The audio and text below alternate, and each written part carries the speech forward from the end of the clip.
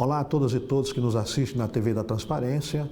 Hoje dando continuidade ao ciclo de discussões e debates sobre temas relevantes para serem tratados agora no período pré-eleitoral. Vamos discutir a gestão ambiental, discutindo temas que instiguem o debate, que tragam opinião pública para a discussão. E, para tanto, a gente está aqui com o professor Djalma Brochado, que é doutor em Direito Constitucional pela Universidade Federal do Ceará, mas com passagens também com o seu doutorado sanduíche na Universidade de Paris. Também tem o MBA em ESG, né, traduzindo para o português, significa aí uma especialização ambiental, social e governança, um tema, né, hoje extremamente importante para a área empresarial, governamental. E o nosso professor Djalma, né, além de um especialista, advogado na área internacional ambiental, é também um artista plástico. Seja bem-vindo e esperamos aqui, né, trazer aqui um debate relevante aqui para a sociedade fortalezense.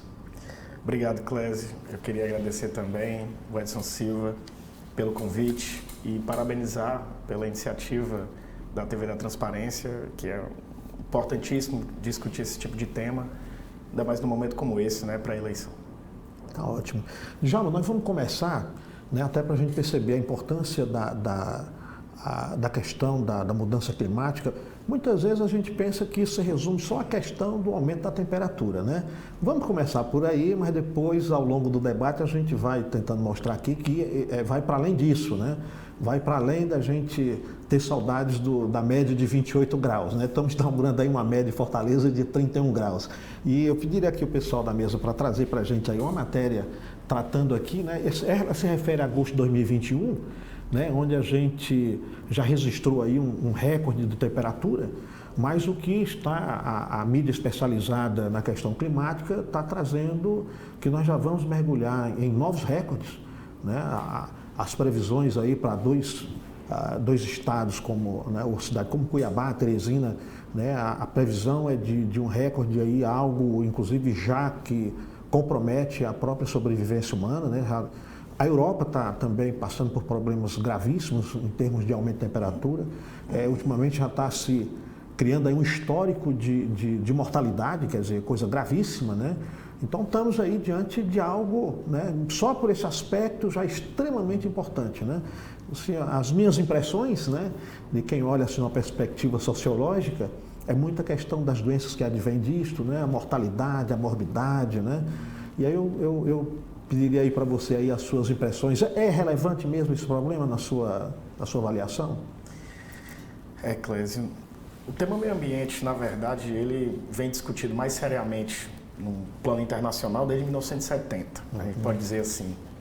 E de lá para cá, se ficou cada vez mais claro a interferência do ser humano nas mudanças do próprio clima em si, né? E como você mesmo bem disse, não significa só ser mais quente, não significa só um aumento da temperatura, né? Que é relevante, mas não significa somente isso, né? E sem a menor dúvida, desde 2018, o relatório do IPCC, que é vinculado à ONU, nós temos como meta uma fixação de temperatura média global, um aumento de 2 graus, e 1,5 a 2 graus, desde a temperatura no começo do século. Revolução Industrial, né? Exatamente, comparado, né? E para muitas estatísticas nós já estamos passando disso, com as emissões de gases de efeito estufa, e muitos ciclos de retroalimentação, por exemplo, à medida que o planeta esquenta, nós temos derretimento de calotas polares. Quando derrete calota polar, você derrete o branco que reflete o sol do espaço, a Terra absorve mais, o mar fica mais escuro, né? Então, as camadas de retroalimentação que, se provocadas, pode ser que a gente não tenha mais volta, chamados tipping points. Fato é que isso é um tema importantíssimo, que tem que estar presente em todos os debates, de todos os níveis, internacional, nacional, regional e mesmo municipal. Djalma, nós estamos focados na questão municipal, mas antes eu queria trazer aqui para a gente situar para o leitor, para o ouvinte, essa importância, né, que atinge a todos, que nós vamos perceber que não dá nem para trabalhar com uma esfera de poder só, né, no plano nacional. Não dá para descartar os acordos internacionais, dos quais nós somos signatários, né? Tem aí a questão da ODS, né? Que a gente já implementou algumas ações, mas ainda assim muito superficial, né? Que tem coisas ainda para aprofundar mais. Agora, eu assim, antes de afunilar para o município, ainda nesse plano internacional, a impressão que nos passa é que esse modelo de desenvolvimento, do qual o Brasil é um grande expoente, né, em termos de desenvolvimento industrial, já desde a década de 70 que a gente está ali entre os 10 maiores PIB do mundo, né, então essa lógica que remete para a industrialização, com urbanização, e aí pavimentação, construções, quer dizer, que é tudo aquilo que representa o que a gente entende de progresso econômico. Quer dizer, então a coisa é muito mais séria quando a gente pensa, eu estou aqui no local, mas a questão remete para um próprio modelo de sociedade que nós criamos a partir da modernidade, né? Então é um negócio difícil de se tratar, se a gente pensar sobre essa perspectiva, né? É verdade, Clésio. Nós, como juristas, nós temos uma visão muito vinculada a alterações legais, assinatura de tratados, a assinatura de leis, projetos de lei. E, claramente, por exemplo, quando a gente fala em consumo desenfreado dentro de um modelo capitalista, nós não estamos falando só de direito, pelo contrário, estamos passando ao largo disso. Né? E tem muitas dúvidas se são papéis com orientações de como alguém deve proceder sob sanções, ou seja, uma lei, pode interferir nessa realidade, né? Fato é que, sem a menor sombra de dúvidas, nós temos um aumento da importância significativa do tema meio ambiente do plano internacional, cada vez maior. O Rio de Janeiro já recebeu diversos encontros internacionais de cúpula para tratar de meio ambiente. E todos eles há um reforço de que o ser humano precisa mudar, de alguma forma. Temos um outro encontro agora em vista, né? Temos um encontro já marcado agora no Brasil, né? Exatamente. E que a pauta, na verdade, o mundo hoje, já há um tempo, divide as pautas, né, com guerras, com questões econômicas, crises econômicas, e sempre a pauta do meio ambiente fica um pouco escanteada. O que é um risco, pois o meio ambiente não espera. O meio ambiente não está esperando a deterioração do meio ambiente, ela não fica aguardando as questões econômicas se resolverem para depois ela continuar. Né? Eu tenho durante o doutorado, eu dei uma estudada mais forte sobre aquele Dia do Fogo. Não sei se você lembra. Certo. Em 2019... Em 2019... Pegou toda a região norte, centro-oeste, né? Chegou a São Paulo, né? Alguns fazendeiros combinaram por WhatsApp de atear fogo em diversas regiões, que pegam do Pará, sul do Pará, até pegando embaixo da Amazônia. Né? Teve um aumento de mais de 1.400% dos focos de incêndio em diferença de 3 dias. Né? Chegou em São Paulo, aquela fumaça, o céu escureceu. Né? Existem desastres naturais causados pelo homem de forma indireta, como um aumento do nível do mar por conta do derretimento do gelo. Mas existem esses que são claramente provocados diretamente pelo homem com intenção. Né? Esse foi o objeto, inclusive, do meu estudo, um crime ambiental para danos massivos, o ecocídio. Mas fato é que essas questões vão passando ao largo, serão relativizadas diante de problemas sérios, reais, como, por exemplo, uma guerra, como um possível genocídio, como questões econômicas severas, crises econômicas severas. Mas a questão ambiental, ela tem uma relevância que, deixada de lado, pode ser tarde demais depois de recuperar. Djalma, pensando agora, assim, descendo o nível aqui, chegando no Brasil, né? Assim, saindo do mundo, pegando o Brasil. Nós tivemos uma experiência, né, recente com o Rio Grande do Sul, que já está sendo recorrente, né? Já não é uma coisa assim aleatória, né, numa década. A gente teve aí no intervalo de praticamente 6 meses, 2 eventos em que várias cidades sofreram com volume de água, né, de chuva intensa no tempo muito curto. Estamos passando nesse momento agora, de julho para cá, com a crise né, que atinge a região norte, inclusive com rios amazônicos, né, já assim com perda secos, né, de fluxo de água, coisa absurda, né? E o que está apontado para a gente, né, que é a nossa região do semiárido, é que há uma perspectiva de médio, né, prazo em que o SEMI a gente vai retirar do termo e nós vamos deixar de ser semi e vamos ser só árido, né? Ou seja, isso aí está dado, né? E aí é que entra todas as outras questões, né? Diretas, né? Quer dizer, qual a probabilidade aí, ou a garantia de que a gente possa, né, conviver saudavelmente, né? Como é que isso vai atingir crianças e idosos, né, com esse aumento enorme de temperatura, né? Se a gente pensar, por exemplo, o plano econômico, que normalmente a gente diz, bom, a questão é muito mais de conforto, um conforto no sentido do mal-estar com o calor, né? Mas e a agricultura? Né? Assim, pegando um dado da região sul, lá já há um deslocamento temporal, né, do plantio. Né? Não se comenta muito, mas os agricultores já aprenderam com os avós, os migrantes italianos e alemães e polacos, né? Aprenderam com os avós que passaram para os pais e para os filhos, e eles deslocaram já, né, o período de produção, porque houve uma mudança.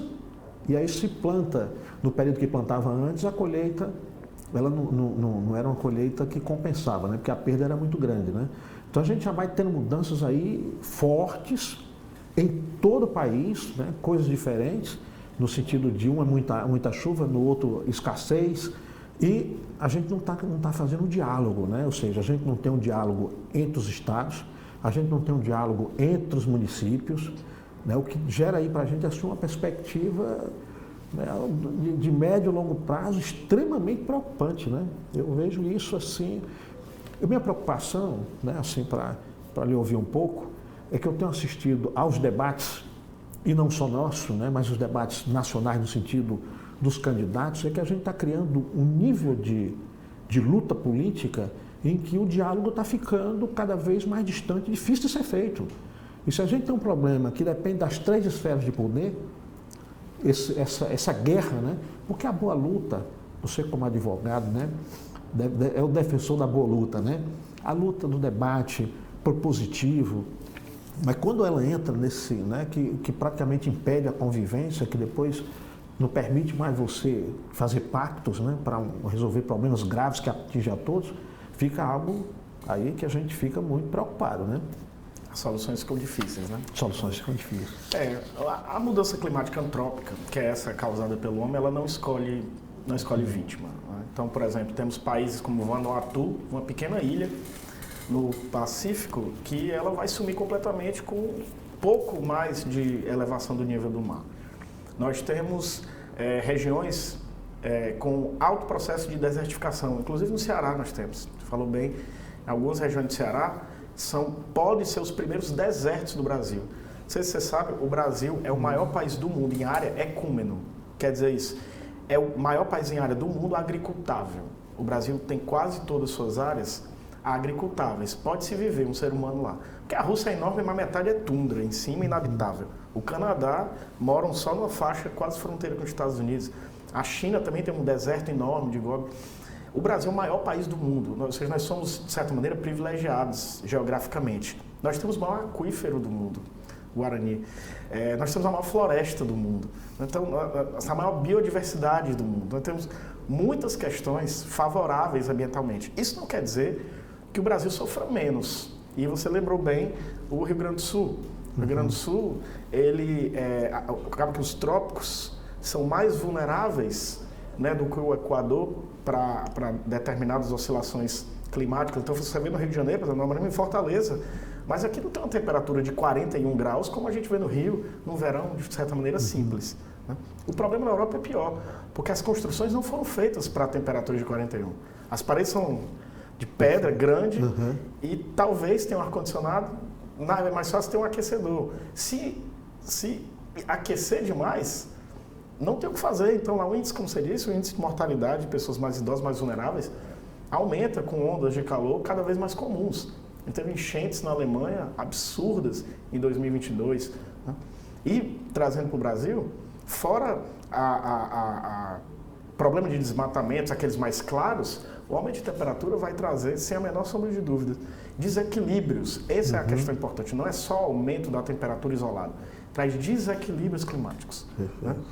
Nesse contexto, eu queria puxar uma informação importante, que estados, muitos grupos cansados de só pedir a legislação que mude ou que o governo haja, passaram a acionar o judiciário dos países para que os países cumpram os compromissos que eles assumiram. Então, por exemplo, o primeiro caso de sucesso mais bem foi na Holanda, o caso Urgenda, que um grupo de pessoas processou a Holanda por ela não estar cumprindo o que ela assumiu relacionado à diminuição das emissões de gases de efeito estufa. E aí, o interessante da decisão o argumento do Estado nosso país, a Holanda, é ínfimo. A nossa contribuição para os gases de efeito estufa são irrelevantes. E o que o Tribunal, a Corte disse? São irrelevantes, mas cada um faz sua parte. Então, é 0,002, então faça o 0,0012. Essa é boa. Então, porque se a gente for pensar assim, só vamos esperar a China e os Estados Unidos resolverem, né? E o resto, na verdade, não. Cada um tem que fazer a sua parte. E aí veio um segundo caso, não processando o país, mas processando a empresa, a Shell, e também na Holanda. E a Shell foi condenada também, porque a Shell produz petróleo, obviamente, mas ela é responsável numa cadeia não só de produção, mas do destino do seu objeto de trabalho, do petróleo, ela é responsável indiretamente por aquelas omissões, né? É o escopo 3 que se chama, quando você estuda as conexões com a empresa, né? Não é diretamente com a empresa, mas ela tem uma responsabilidade por aquilo. E ela foi condenada na Holanda, transitou em julgado em 2019, é recente isso. Então há um movimento crescente também de acionar o judiciário para responsabilidades, não macro, a culpa é do ser humano, vou prender o ser humano. Não, a culpa é do país tal, é da empresa X, é do estado tal, é do município tal. Então, a responsabilidade, como você mesmo disse, é compartilhada. E aí o problema que você traz, que não é só o problema brasileiro, né, agravado por uma completa desregulação de redes sociais, é justamente a falta não é a falta, a pouca ou nenhuma vontade de dialogar para resolver alguns problemas em comum. E nesse aspecto, se não sentarmos numa mesa, grupos antagônicos por todos vão sofrer as mesmas consequências. É um suicídio consentido. Nós vamos voltar a essa discussão da necessidade desse diálogo, certo? Mas eu queria ver, você nos convidou para uma discussão para ir aproximando agora as unidades federadas, certo? Eu queria trazer aqui para a nossa discussão, vou pedir aqui o pessoal para projetar aqui uns dados sobre a quantidade de tratamento, percentual, né? A gente está aqui com o arquivo 1, que eu pedi para o pessoal projetar. A mesa pode fazer isso, por favor? Porque aí a Lei de Política Nacional de Resíduos Sólidos, né? Então a gente tem legislação, né? Ou seja, a questão nossa, então, à primeira vista, quer dizer, assim, a gente assim, tem marcos jurídicos. A Constituição já nos traz aí né? Eu acho que até, de certa forma, meio pioneirismo, né? A gente já ter na Constituição de 88 já tratado essa questão. Os acordos internacionais também, que nós somos signatários, são muito claros, né? Então, no plano nem nacional, mesmo municipal, não tem essa omissão. Aí, quer dizer, a gente está coberto disso, temos os marcos. Ou seja, são legislações que parece que estão clamando para serem postas de forma efetiva, né? Eu te pergunto o seguinte, é isso mesmo? Ou seja, parece que esse problema é um problema que remete para todos os outros do Brasil. Não falta lei. Lei a gente tem. Aí falta vontade política para implementar. Como nós estamos numa campanha pré-eleitoral, então vamos chamar aí para essa... Estamos falando do executivo, né? Então, isso, nada mais execute, né? Pronto. A legislação do Brasil não é de forma alguma ruim com relação aos resíduos, né? Inclusive, o Brasil acompanha demais e até amplia, muitas vezes, o que é determinado no plano internacional. Então, no plano federal, é feito, pelo menos na lei, muita coisa. Claro que pode ser, algumas coisas são objetos de discussão, mas nosso problema, como em várias áreas, por exemplo, eu sou criminalista, não é necessariamente só a lei. Muitas vezes, por exemplo, nós temos uma lei de execuções penais, para fazer um paralelo, que é belíssima e que não encaixa com a realidade. Ela deve funcionar, deve ser a lei de outro país, que no Brasil não é. Chega ao ponto do Supremo declarar um estado inconstitucional de coisas do sistema prisional. Né? Então, mas isso, infelizmente, não é problema só do Brasil. Né? O problema de efetivação de normas é um problema mundial. Como a gente está conversando, desde 1970 se tem medidas que o ser humano deve tomar para mitigar a destruição ambiental e há reafirmandos e reafirmandos o compromisso, mas efetivamente, né, nós temos o protocolo de Kyoto, que foi praticamente escanteado. Nós temos depois o Acordo de Paris de 2015, né, que também com grande dificuldade a maioria não consegue cumprir. Então, na verdade, falta efetivação, muitas vezes vontade de agir. Vontade de agir. Quando eu falo de meio ambiente, eu falo de questões, por exemplo, como a Política Nacional de Resíduos Sólidos, eu não estou falando de resolver um problema por 4 anos, por um mandato eletivo. Estou falando de resolver um problema que eu começo a agir agora para as melhorias, as benesses aparecerem a médio e longo prazo. E às vezes isso não é interessante, ou pelo menos não chama tanta atenção politicamente, porque eu preciso mostrar agora. Então é mais interessante eu urbanizar uma via, né? Eu fazer uma ciclovia, não estou dizendo que isso é ruim, mas é mais interessante do que, por exemplo, instituir realmente uma forma de coleta coletiva realmente integrada com a indústria, que faça uma reciclagem de forma mais precisa, mais contundente. Né? Às vezes isso dá muito mais trabalho, leva mais tempo a se firmar e eu não sei se eu vou estar eleito daqui a... Já você traz uma coisa que é muito importante, por isso que aparece muita questão ambiental como um adereço, como um enfeite nas propostas de candidatos, tanto para o legislativo como para o executivo. Né? Os legislativos municipais, estaduais, trazem isto, mas quando a gente vai ver as ações concretas, né? Novamente, né? Eu concordo com as ciclovias, tem que ser feita mesmo, com aquelas lutas para preservar uma duna aqui, outra acolá. Agora, a corrente de opinião pública, ela se move muito mais com as questões imediatas. Né? Então, você tem desemprego, inflação, esses temas que movem o indivíduo porque é sobrevivência. A violência, né? Ou seja, a insegurança que coloca para o indivíduo a possibilidade de um risco de vida iminente, né? Numa saída de um passeio ao trabalho. Então, essas questões aí, elas atraem muito mais, né? Ou seja, se a gente pensar no meio ambiente, a gente estaria falando aqui, não, daqui a 30 anos a gente vai ter uma taxa de mortalidade muito alta em função das mudanças climáticas. Não, é daqui a 30 anos, né? O indivíduo está preocupado com a segurança dele para ir se deslocar para o trabalho, né? No dia a dia. E talvez aí é que é o grande problema que a gente tem que começar a reverter trazer de fato essa consciência. Né? Diz, olha, isso é um problema concreto, é um problema real. Você levantou uma questão aqui importantíssima, está em processo o tempo todo, né? Então é como se a gente olhasse para uma brasa em que você tem ali o fogo por baixo e aquela cinza mais de uma hora para outra, né? Como aconteceu no Rio Grande do Sul, vem um sopro e aquilo parece que é de repente, né? Isso, parece que é de repente. Não é de repente, ela está lá. De repente. Está lá, tranquilo. Latente. Né? E invariavelmente a questão ambiental, Clésio, isso é importante ficar muito claro. Ela não se trata só de preservar o verde porque é bonito, porque precisamos respirar, ou porque a temperatura... Não é só isso. O aumento de temperatura ela causa problemas de todas as outras áreas humanas, todas.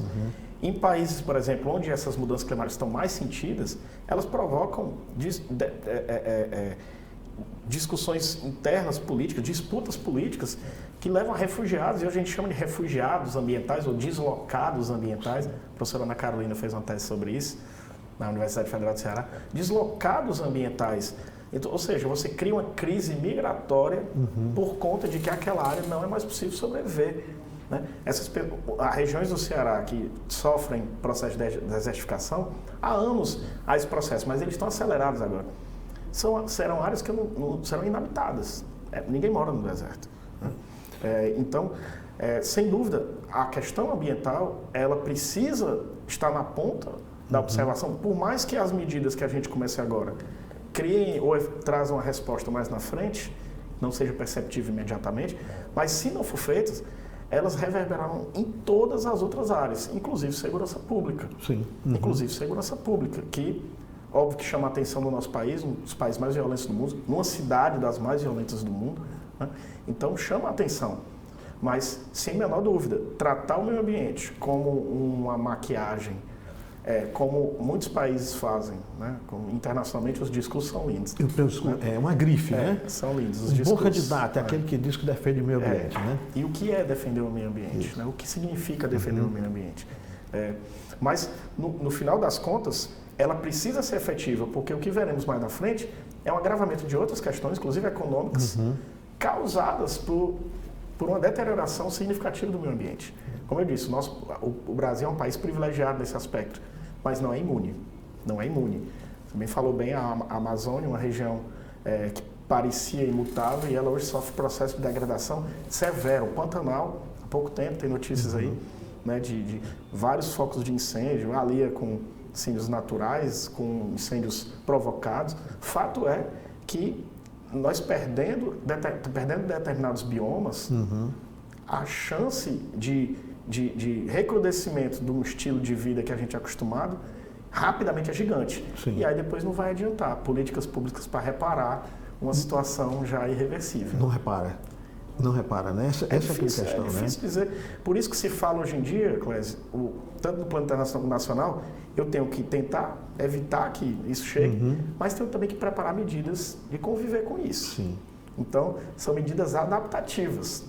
Eu preciso me adaptar a essa realidade. Sim. E adaptar a essa realidade precisa ser o quê? Evitar o desperdício de água. Ou ter mecanismo, por exemplo.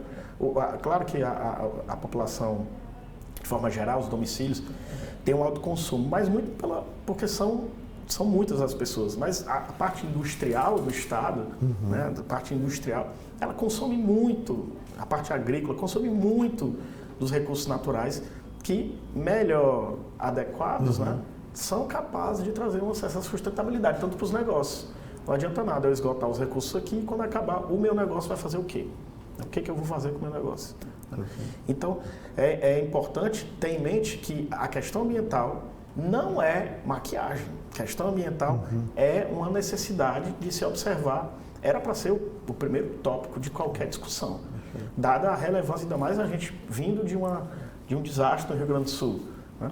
Ou seja, temos um exemplo. Chegou no Brasil. Temos o exemplo. Já tem ciclones lá, tem vários. Então, nós temos exemplos aqui. Né? Então, não, deveria ser a discussão de ponta e dela derivando as outras. Né? Vamos tratar disso e disso, mas sem o meio ambiente sadio, nós não temos onde viver, não temos para onde ir. É isso que a gente precisa. Perfeito. Eu vou pedir aqui os colegas para trazerem a outra informação, outra tabela, né? Onde a gente, né, tem a Organização das Nações Unidas, o Programa Global de Manejo, né, e a gente tem aí a informação de que os resíduos sólidos devam crescer 2,1 bilhões de toneladas em 2023 para 3,8 bilhões.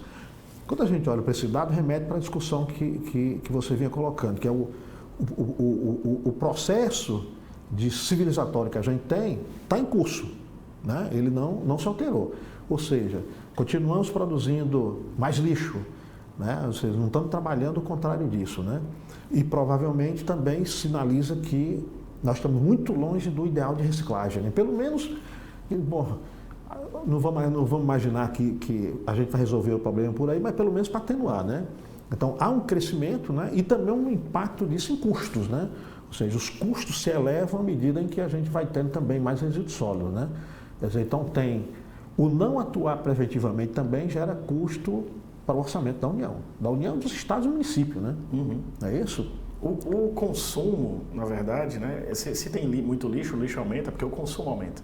Então, isso tem muito a ver, você mesmo disse, não estamos falando só de direito, mas estamos falando desde a produção, da extração da matéria-prima e a produção de bens, por exemplo, que antes eram duráveis, hoje em dia nem tanto, a tal da obsolescência programada. Sim, né? sim. Então, cada vez mais nós trocamos de produtos, de insumos com mais velocidade, além de consumir mais, né? Tem aquela estatística que a Terra já foi consumida, né? Esse ano a gente já passou a data, o dia da Terra em que nós consumimos recursos para esse ano. Já estamos no excedente, né? Foi esse mês, inclusive. Né? Então, esse aumento de consumo provoca esse aumento de resíduos e esse é um problema, como você mesmo disse, internacional, nacional, regional e municipal. Um grande problema municipal. Afinal de contas, nós estamos falando de um material descartado que muitas vezes é tóxico, que muitas vezes infiltra em lençóis freáticos, que muitas vezes polui o ar. Não estou nem falando de poluição visual, o lixo é feio. Esse aí talvez seja grave, mas é um dos menores, dos graves, é o menor, não o menos grave. Né? Então, a questão dos resíduos, ela mostra que, veja, a gente está discutindo questões ambientais há muitas décadas. E a estatística para 2023 é aumentar e muito. É aumentar não é pouco. Muito. Não é pouco. Né? Você falou de reciclagem, tem uma estatística que no Brasil a gente recicla, em média, 3% do lixo. 3% do lixo. E que há a noção de que, se bem tratado, bem separado, nós podíamos chegar a 33% ou 40%, que é o projeto do Brasil, né, para a reciclagem. 40% do lixo. E veja, não só a reciclagem a gente pensa que é somente dar outra destinação àquele lixo. Mas ela pode ser de duas formas. Ela pode ser um upcycling, eu transformo aquele lixo numa coisa de mais valor. Por exemplo, uma madeira que foi descartada de alguma forma, eu transformo num móvel com maior valor, por exemplo. E downcycling, que é normalmente o comum. Eu pego papel, lixo, vidro e transformo no outro produto de menor qualidade. Né? Existem esses dois. Às vezes o downcycling, que é o mais comum aqui no Brasil, é o sub-reciclagem, que é o mais comum, ela, por exemplo, eu transformar um papel desse branco, eu gasto muito produto químico para transformar aquela montanha de papéis de todas as cores em um branco, né? Para reciclá-lo e transformar em papel de novo. Né?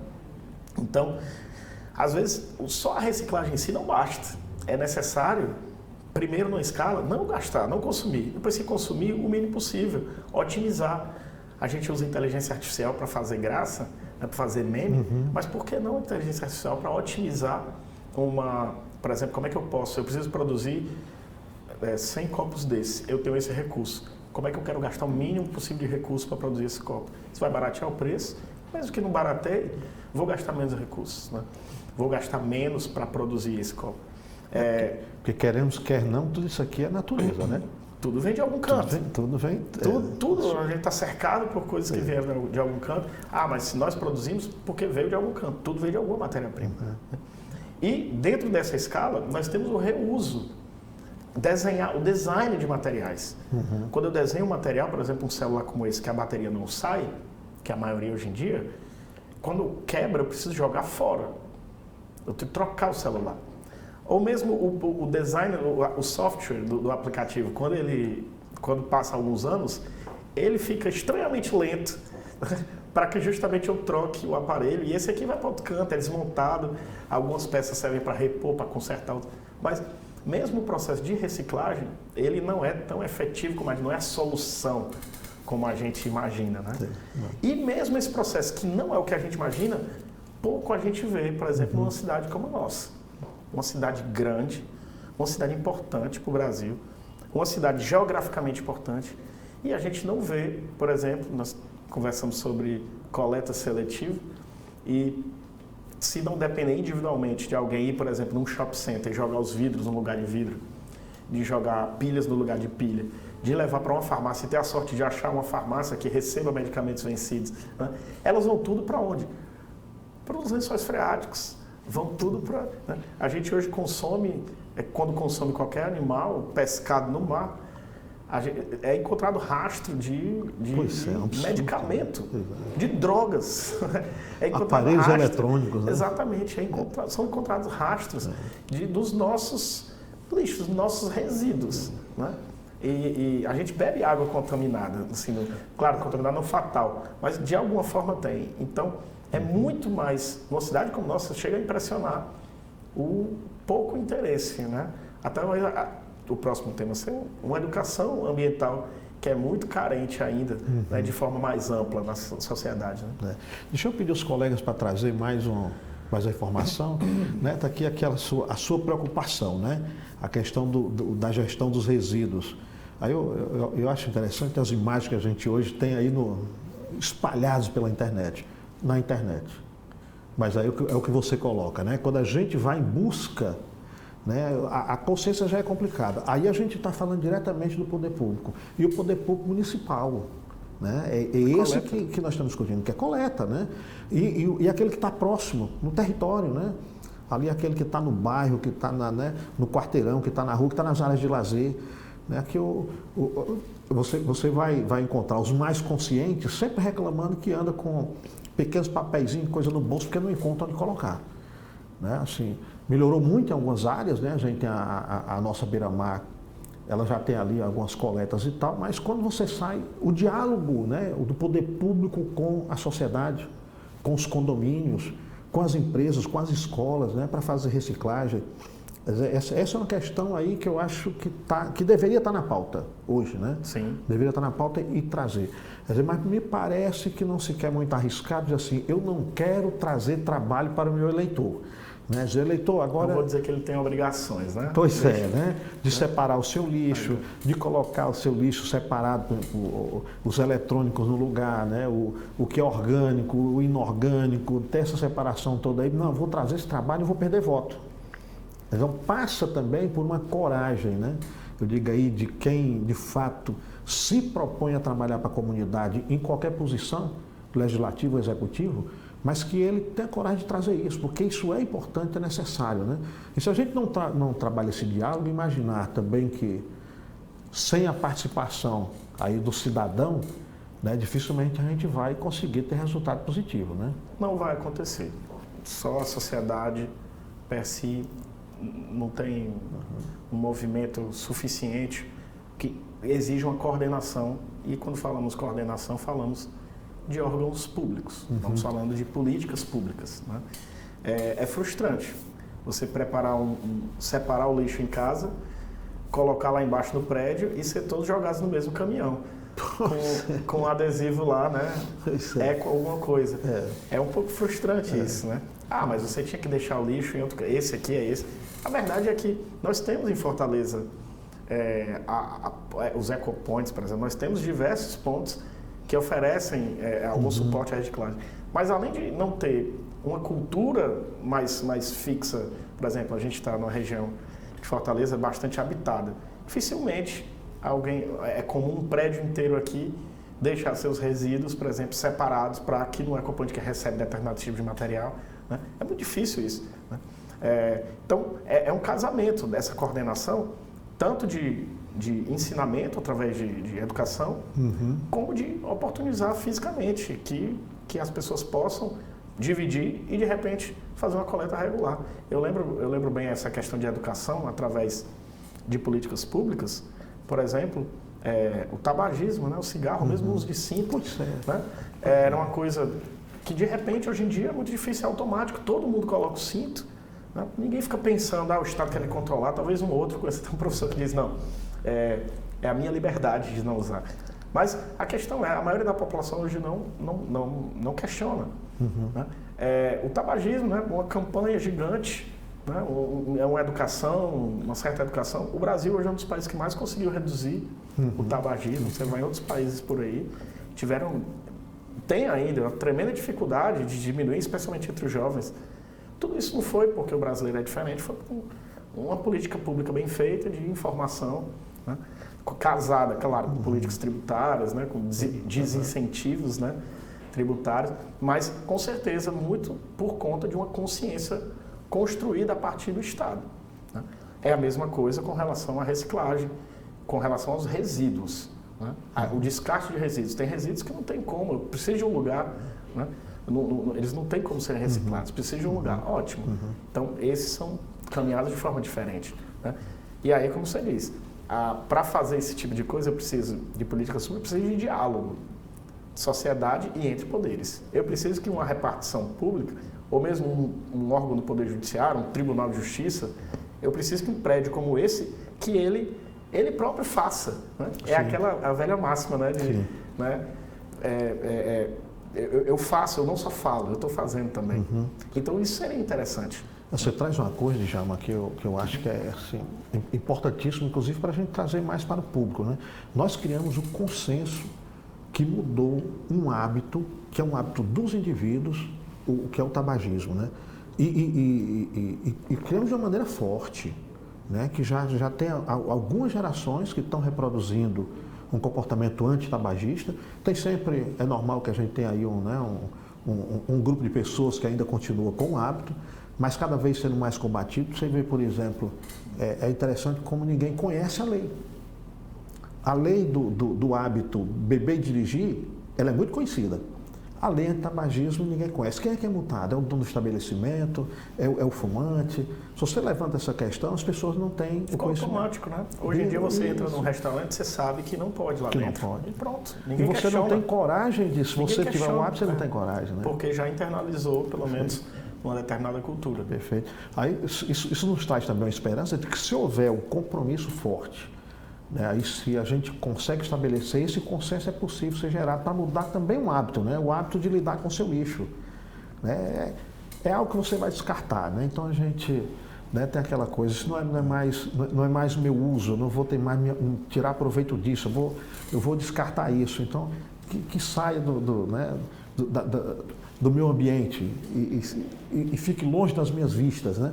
Quer dizer, esse hábito, assim como outro hábito difícil de se mudar, ele pode ser mudado. Sim, né? O consumo consciente, né? Antes disso, mesmo num mundo extremamente capitalista, onde a gente fala, e se eu falar aqui ventilador, daqui a pouco saindo daqui vai aparecer propaganda de ventilador para mim, mesmo no mundo que quer me vender coisa toda hora, é possível ter uma consciência, ter uma maior consciência no consumo, né?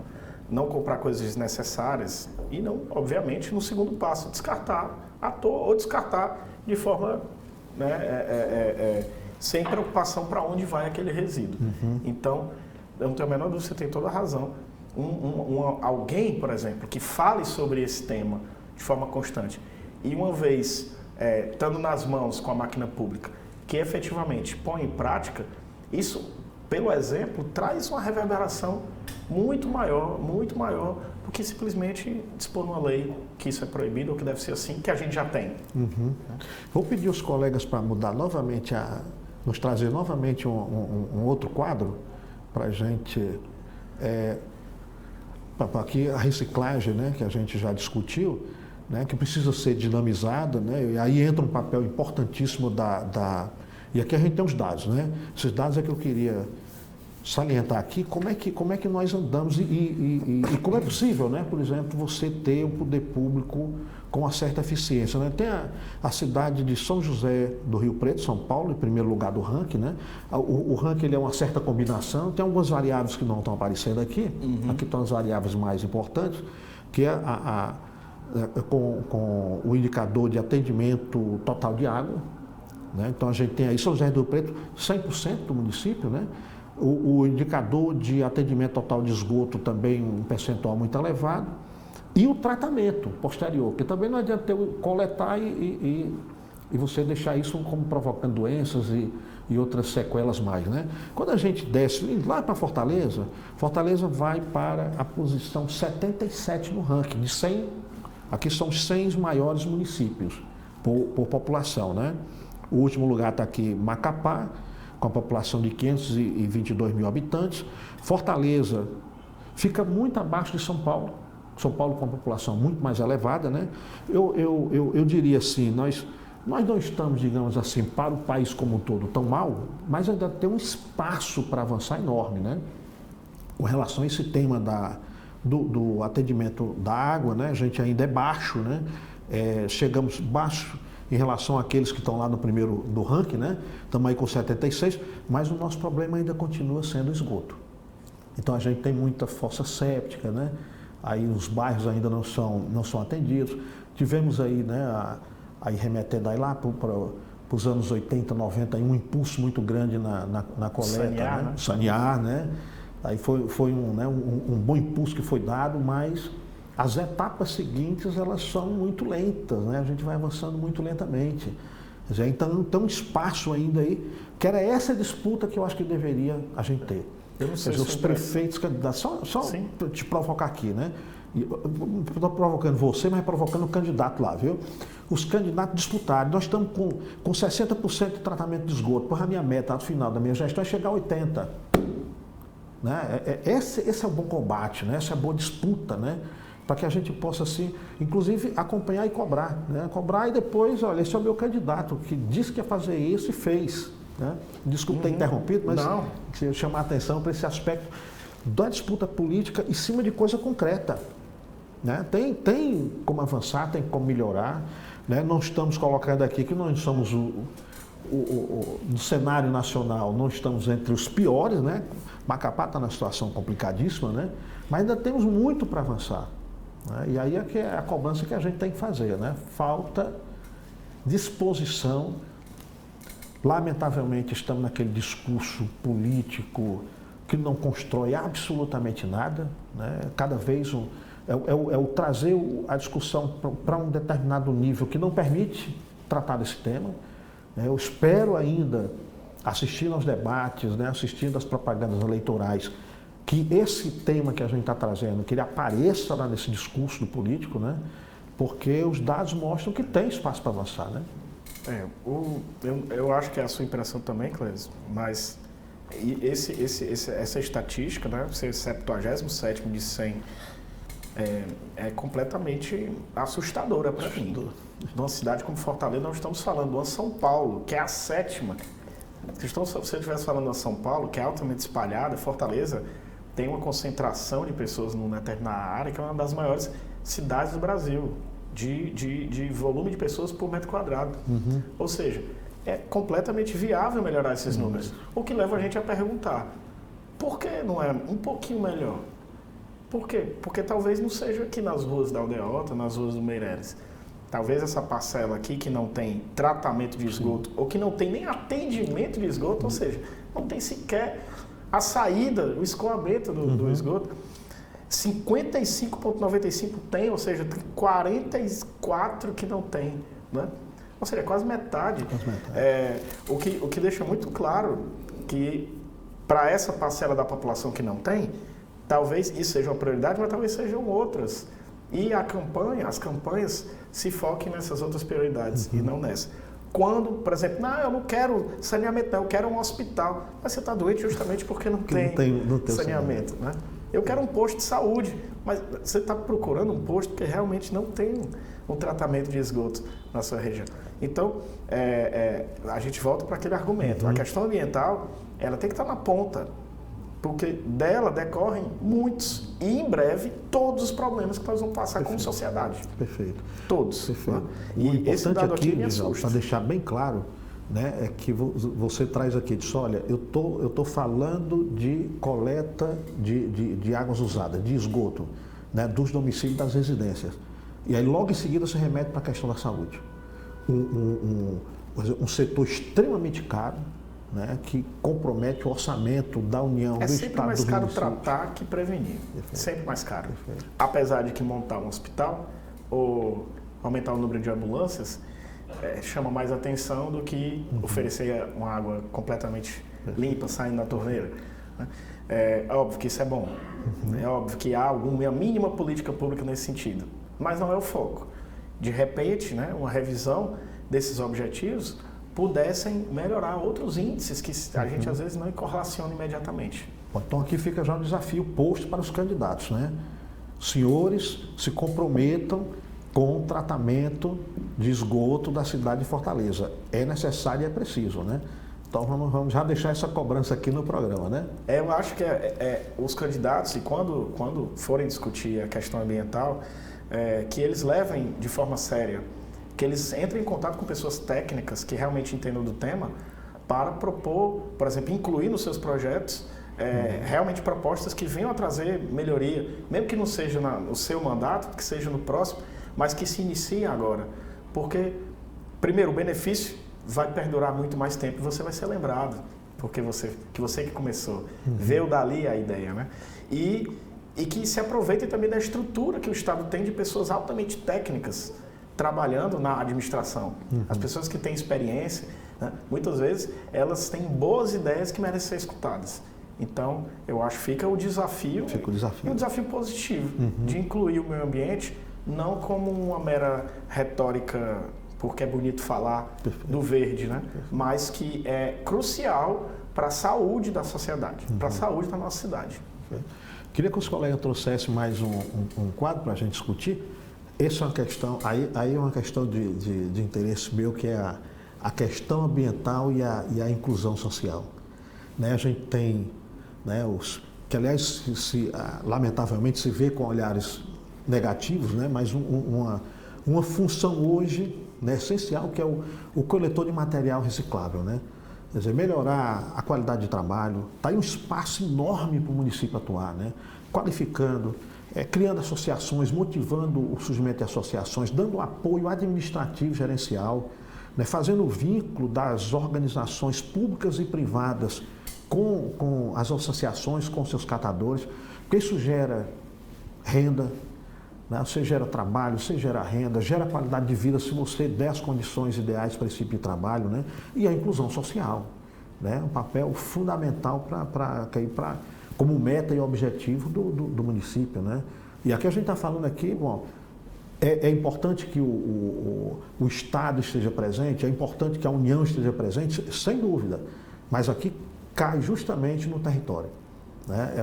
É o indivíduo que está dentro dos bairros, né, dentro das ruas, dentro das avenidas, fazendo a coleta para levar para os centros de reciclagem sem a menor condição de trabalho, né?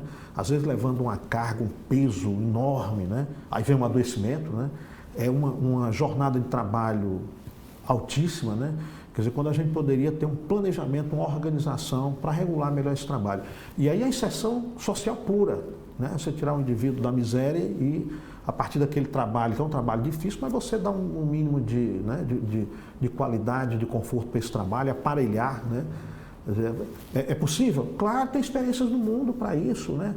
Tem coletas em determinadas cidades que é feito de motocicleta, né? Motocicletas iam lá levando a carga, né? Já passando numa articulação com os condomínios, com as empresas, e já fazendo aquela coleta certa, né? Então, tal catador vai em tal lugar e pega determinado objeto, outro vai em determinado objeto, né? Então, tem trabalho para a prefeitura, viu, Djalma? Eu acho que é possível a gente ter uma ação que tanto vai funcionar como para o meio ambiente, como para as outras questões. Já passando pela questão da saúde, agora estamos falando de trabalho e renda. É isso? A gente vive numa cidade das mais desiguais do mundo, né, de renda. Então, nós temos edifícios de 50 andares, com apartamento de milhões, e nós temos bairros que não tem sequer o esgoto chegando, né? E que é a maioria da população. E como é que se trabalha isso? Políticas públicas. E uma das políticas públicas é o estímulo à renda, à dignidade. Então, um trabalho digno tem menos a ver com o local onde você está trabalhando e mais a ver com as condições que lhes são dadas para efetivar esse trabalho. Então, você tem toda a razão. No momento em que eu tenho melhores condições de trabalho, que eu tenho uma renda compatível, que eu tenho um horário, um tempo de trabalho compatível, que eu tenho comunicação, por exemplo, a gente estava falando de coleta seletiva, imagina se uma parte é feita por pessoas que fazem coletas, né, os chamados catadores publicamente. Imagina se uma parte é formada, esse grupo vai coletar determinados materiais, né? E o grosso, os caminhões de lixo, os oficiais, vão levar os lixos que não são recicláveis. Então, imagina se a gente existisse uma estrutura como essa. Isso não vai acontecer de uma hora para outra. Isso precisa do Estado. Tem que ter. Quando eu falo Estado macro, mas estou falando aqui, no caso, do município, né? E através da educação, que as pessoas identifiquem que esse é um serviço que está posto, é um serviço interessante, vai trazer benefício.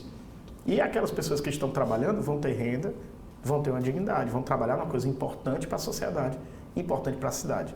Então, sem a menor dúvida, faz parte das políticas públicas que envolvem questões ambientais, o trabalho, e o trabalho para justamente, né, dar melhores condições. Na sua fala apareceu algo que eu acho aí que nós estamos caminhando para o final, é fundamental, educação. Né? E aí, né, assim, não é uma coisa, né, assim, abstrata, é concreto, né? Se a gente pensar, você falou num determinado momento, Djalma, do hábito do cigarro, que passou muito pelas crianças, né? Passou muito pelas escolas, né? Mostrando para as crianças e tal, que a minha geração sofreu muito, certo? Com os filhos, sendo pressionada pelos filhos para não ou abandonar o hábito ou não criar o hábito do tabagismo. Isso porque as escolas levaram as crianças a agir, vamos dizer, ser um agente transformador. Coisa belíssima, né? Ou seja, a gente começa a ter essa necessidade de levar também a criança a trazer já. Né? E aí, como é um problema que a gente já remete aí para o sempre, né? Porque nós vamos viver com isso, né? A não ser que a espécie humana se entre em extinção, mas enquanto a gente não tiver, a gente vai ter que se adaptar. Então, quanto mais ações e preparar as gerações mais jovens para que ela consiga, né, ter lidar melhor com isso, né, já que as gerações anteriores nos trouxe até aqui e nós estamos levando ainda mais, né? Então, é o momento de seriamente, e aí outro setor que também no município, que trabalha justamente com a educação infantil, que é o ensino fundamental e as creches, né? Olha, esse gráfico é interessante porque mostra que 95% dos professores acreditam que o ensino de mudança climática é importante. Ótimo. Beleza. Mas menos de 30% tem recurso para ensiná-lo. Ou seja, temos um déficit aí de comunicação entre a ciência de que isso é importante e a forma que passar. Perfeito. Que chega ao ponto de 70% dos jovens ter dificuldade de explicar o que é a mudança climática. 70% dos jovens, ou seja, das pessoas que vão sofrer as consequências mais severas dessa mudança climática. Né? E aí é um dado da ONU, né, de 2021, ou seja, né, uma apuração recente. Ou seja, a educação, e de novo, nós estamos falando de município, ela não se restringe a uma lei federal, não se restringe ao que o Estado do Ceará vai fazer, ela se encaixa muito bem nas diretrizes de um município, especialmente quando se fala de meio ambiente, que é etéreo. O meio ambiente não tem fronteira, nós que desenhamos as fronteiras. O meio ambiente não sabe que aqui é Fortaleza, que ele é a Venezuela. Perfeito, né? perfeito. Então a educação é a chave. E aí, Djalma, já deixando mais uma outra cobrança, né? O que os nossos candidatos que estão agora em disputa para o Executivo Municipal têm de proposta de educação ambiental, já que a educação fundamental é a responsabilidade do município.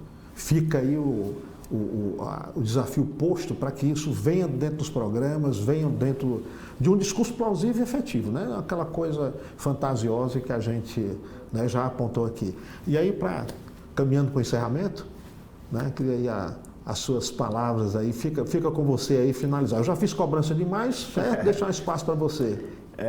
Era agradecer de novo, Clésia, o convite para mim tratar sobre esses temas, né? É uma oportunidade, na verdade, eu como cidadão, de trazer a percepção de alguém que mora aqui em Fortaleza do que a gente sente de dificuldades e do que a gente sente do que vem aí, né, com as eleições, do que a gente pode esperar. Então, é um momento que é excelente para a gente fazer cobrança, mas não só fazer cobrança e mostrar, ó, pode ser por aqui, né? Pode ser, tem esses caminhos, não só ser aquele que reclama, né? É reclamar e propor. E me ponho à disposição para o que você precisar, que a TV da Transparência precisar, e até a próxima. Tá ótimo. Com certeza virão outros convites, né? Esse tema é inesgotável, né? A gente ainda, o tempo foi curto, né, para a quantidade de problemas que se relacionam com a questão ambiental, né? E aos ouvintes da TV da Transparência, já fica aqui o nosso convite para os próximos temas. Convido a todos não só para assistir, mas para entrar também em interlocução no YouTube, fazer os comentários, fazer sugestões, né? Nos indiquem aí que aspectos a gente deveria trabalhar, que cobranças fazer, né?